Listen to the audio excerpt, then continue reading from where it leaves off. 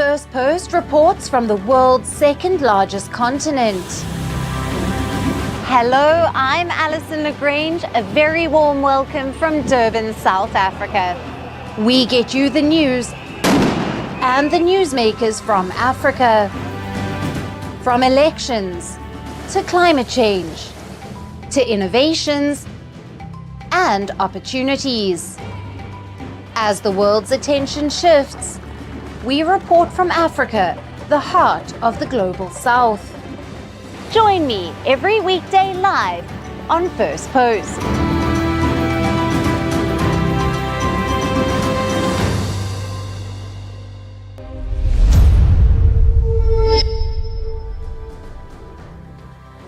Hello and welcome to Firstpost Africa, where we get you the top stories from the continent and from across the world. I'm Alyson de Grange, coming to you live from Durban, South Africa. First, let's take a look at the headlines. Global stock market surge and a manic bond sell-off stabilizes as President Donald Trump pauses the crippling tariffs on U.S. trading partners. In Asia, Japan's Nikkei closes over 9% higher, while major indices in London, Paris and Frankfurt open higher. Delegations from the United States and Russia meet in Istanbul for talks on restoring the functioning of their embassies. This after Washington and Moscow drastically scaled back their staffing following Russia's invasion of Ukraine in 2022. Israel slams French President Emmanuel Macron's announcement that Paris could recognize a Palestinian state by June. Tel Aviv claims that Macron's comments reward terrorism and give a boost to Hamas. New Zealand's parliament rejects a controversial bill aimed at reinterpreting the principles of the country's founding treaty signed between the Maori chiefs and the British representatives in 1840. Critics view the bill as an attempt to undermine Maori rights. And the International Court of Justice begins hearings on Sudan's case against the UAE over alleged complicity in genocide. Khartoum claims Abu Dhabi is behind the genocide in its Darfur region through the alleged support for the paramilitary RSF, a claim the UAE denies.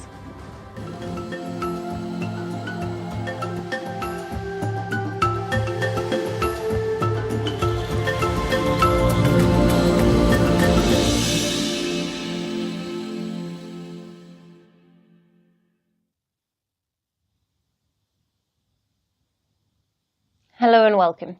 We begin with the latest developments from the world's youngest nation, South Sudan, which is teetering on the brink of civil war and has found itself in a diplomatic row with the United States. In the latest update, divisions are emerging within South Sudan's main opposition party, the Sudan People's Liberation Movement in Opposition, or the SPLM-IO. Now, this comes as its leaders, the first Vice President Riek Machar, is still under house arrest in the capital, Juba. Now, the rift emerged after the SPLM-IO announced that they would appoint Stephen Parkour, South Sudan's Minister of Peacebuilding, as the interim leader while Machar remained in custody. However, mere hours later, the military wing of the party, the Sudan People's Liberation Army in Opposition, or the SPLA-IO, announced that they remained under the full command and control of Machar. Now, they also accused Kual of being a betrayer.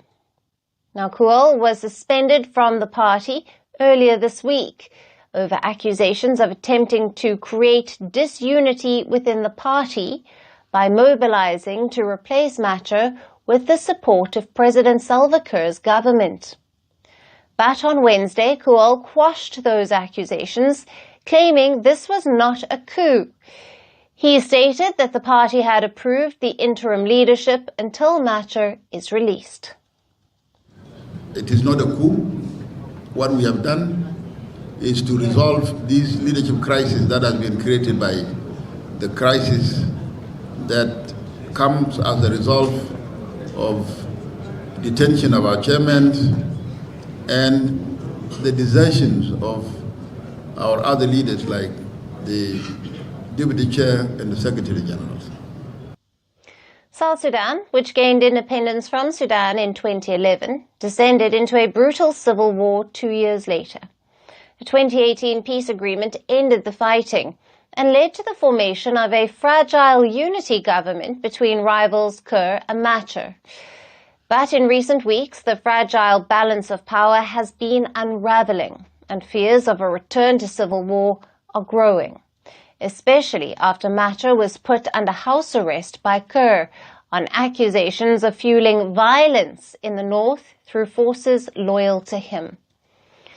Since February, Kiir has detained more than 20 of Machar's political and military allies, while he has also reshuffled his cabinet in what experts claim is a way to tighten his grip on power.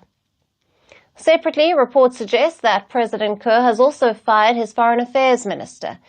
While reasons for the dismissal remain unclear, it coincided with the diplomatic spat between South Sudan and the United States. Last week, Washington suspended all visas and blocked new arrivals from the country, accusing Juba of refusing to accept its citizens in a timely manner. South Sudan claimed that the citizen deported was a DRC national and thus was refused entry. But it later clawed back on the claims and allowed the entry of the DRC citizen, in the best interest of its relations with the US. Meanwhile, Washington has also been pushing Juba to de-escalate the internal tensions at the earliest and to avoid slipping into a civil war. But as divisions emerge within the opposition, will this undermine the fragile peace in the country? Now, to discuss more on this, we are being joined by Luke Anami, an international affairs expert from Nairobi, Kenya. Thank you for being with us. Thank you so much, Alyson. What does the replacement of Riek Machar with a government-aligned minister signal about the internal dynamics of South Sudan's opposition party? And how might this shift affect the fragile power-sharing arrangement with President Salva Kiir? First, before I even answer the question should be more on how was that carried out.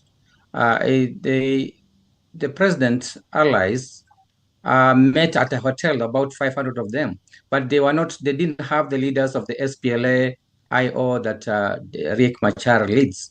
And therefore, you can see that it was a politically calculated move to actually oust Machar and fill the President Kiir's government with the friendly members of the party. So, in other words, it's just a move that Kiir did in 2016, which again he's repeating right now, and this has a very serious implication on the peace process. Now, given President Kiir's recent dismissal of the foreign minister amid the diplomatic standoff with the US, how are these events reshaping South Sudan's international standing and its relations with key partners? The sacking of the Ramadan comes at a time when Trump's tariffs and most of them are actually causing havoc around the country. But it is a move that Kiir has implemented right now. You need to be very keen to notice that Ramadan belongs to another political party. The president has powers to sack ministers from the government as well as from the state, but only the political parties that are appointed, those people can actually replace. So it gave an opportunity for Kiir to replace Ramadan with his allies. Again, it is all being played in the peace process. You can see very well that Kiir is trying to get more and more of people close to him, and this is going to affect how South Sudan is going to be viewed internationally, because Ramadan has been very key in trying to foster good foreign relations with other countries. And his replacement of this deputy Of course, it's seen as a continuity, but it will still affect on how South Sudan relates with other foreign countries, especially diplomatic circles, where South Sudan is seeking peace after a very long time of internal strife. Right. And Luke, with both political and military tensions escalating, evidenced by Machar's house arrest and, of course, these alleged conspiracies, just quickly, in your view, how likely is a return to the full-scale conflict, and what role can international actors and regional actors play to mitigate this possible crisis? Yeah, just quickly, as good as the way you put it, we are actually seeing South Sudan escalate into an internal strife again, just the way it did in 2016, when the 2018 peace accord was finally on the table. You could see that that brought some kind of a calm in South Sudan. But as it is, with the happenings in South Sudan, you can see the sidelining of Machar. You can see one today, I think yesterday, one of the army commanders of Kiir defected to Machar's army. Now he has sacked the foreign minister. He has put Machar under house arrest. There is no chance for a peace. Actually, what's looming is we are actually seeing a looming war in South Sudan, and that can explode anytime soon. The international community through IGAD and the neighboring countries have actually trying to resolve. But at the moment, everybody's paying attention to what the U.S. Tariffs are going to do to their economies. So there'll be very little time left or a moment left for African leaders and other leaders to actually focus on South Sudan. And that's where the catch is. We are likely to see a country that's going into a war without the full support from the international community. Yes. Luke, thank you very much for being with us on Firstpost Africa. Thank you so much. Welcome.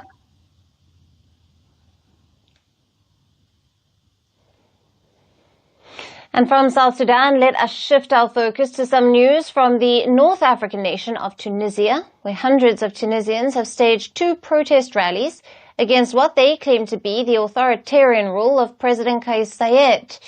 Now, supporters of the opposition Free Constitutional Party gathered in the capital of Tunis to demand the release of their detained leader, Abir Moussi, who has been in jail since October of 2023. This over alleged violations of a controversial anti-fake news decree. Now, visuals from the scene showed protesters chanting slogans, as well as holding flags and posters in support of their leader.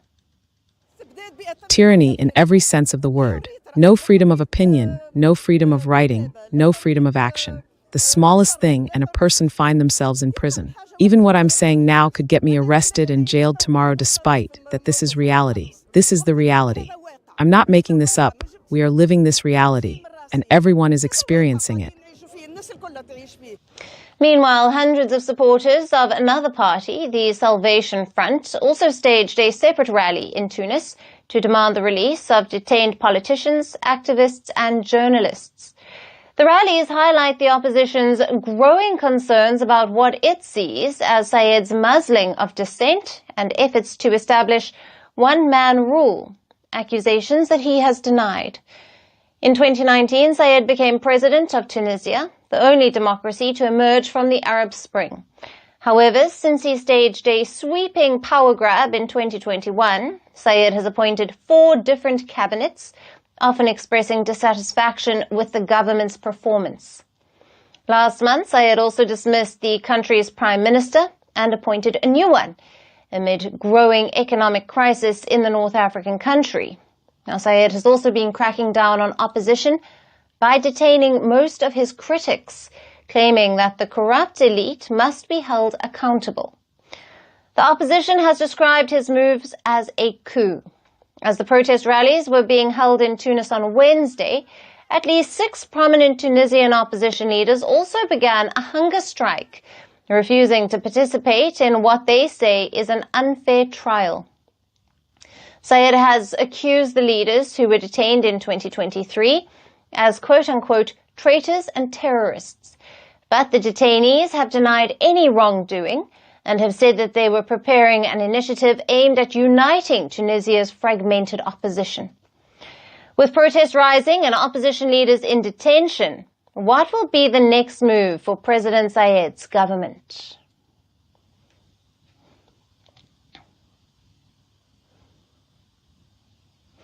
And shifting focus to Algeria, whose relations with the United States have been troubled over Washington's position on the disputed territory of Western Sahara. Algeria has strongly criticized the United States after Washington reaffirmed support for Morocco's claim over Western Sahara. It is a region largely controlled by Rabat, but claimed for decades by the Algiers-backed Polisario Front. This week, U.S. Secretary of State Marco Rubio held talks with his Moroccan counterpart Nasser Bourita. During this meeting, Rubio reiterated that the United States recognizes Moroccan sovereignty over Western Sahara and backs Rabat's autonomy plan as the only basis for a just and lasting solution. As per the plan, Morocco proposes granting the region self-governing authority under its sovereignty. Algeria has now issued a strong rebuke, expressing deep disappointment with Washington. Algiers said that from a country like the United States, it expects respect for international legality in general and for the United Nations Security Council resolutions in particular. Now, the Western Sahara is a resource-rich territory on the Atlantic coast of North Africa, with around 80% currently under Moroccan control. However, sovereignty over the region remains disputed, with the Polisario Front, a separatist movement, claiming independence. The movement is supported politically and militarily by Algeria, which does not seek to claim the territory itself, but backs the Polisario's cause. The United Nations considers Western Sahara a non-self-governing territory. Many countries have recognized the Polisario's declared state, but in recent years, Morocco has intensified diplomatic efforts to persuade nations to withdraw that recognition. A major turning point came in 2020 when U.S. President Donald Trump recognized Moroccan sovereignty over Western Sahara in return for Rabat normalizing ties with Israel during his first term. Trump's move set off a diplomatic ripple effect, and in a major win for Morocco, France, which had long recognized Western Sahara as a disputed territory, shifted its position last year, openly backing Morocco and using stronger language in support of its territorial integrity. Now, the shift has further strained Algeria's relationship with its former colonizer, France. The Western Sahara dispute has now spilled over into broader French-Algerian tensions, including sharp disagreements over immigration policy and the arrest and sentencing of a French-Algerian writer supportive of Morocco. So the Western Sahara dispute is reigniting colonial rivalries and straining Algeria's ties with both the US and France. As global alliances shift, this decades-old conflict is back in the spotlight.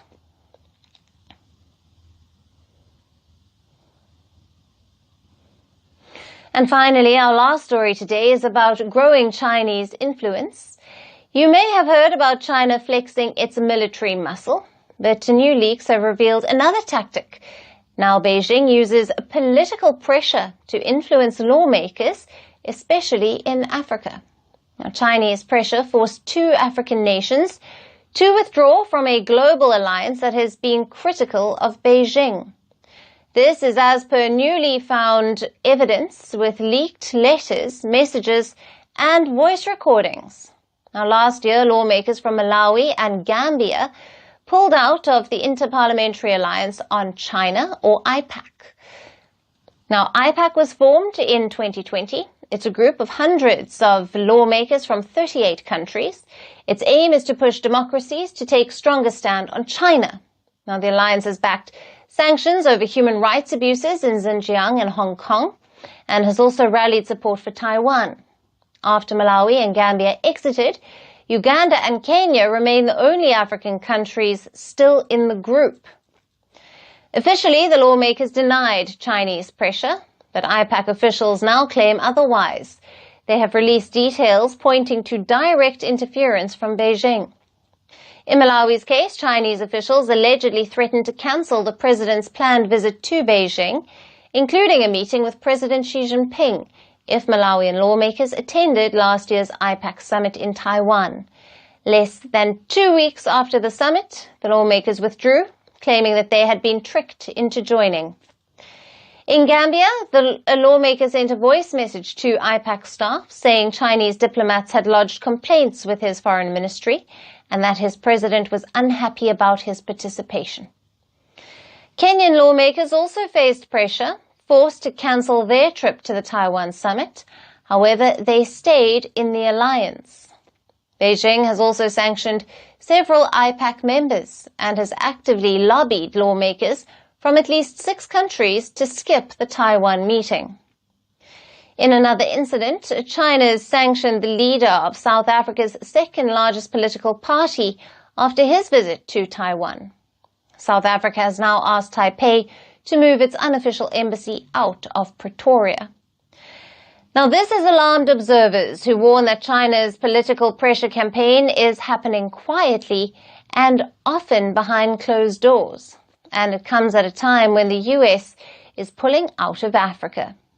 Chinese officials, however, continue to insist that they do not interfere in African politics and that their investments come with no political strings attached. But evidence says otherwise. And that's it on the show for today. We will see you again tomorrow at the same time. Thank you for watching and goodbye.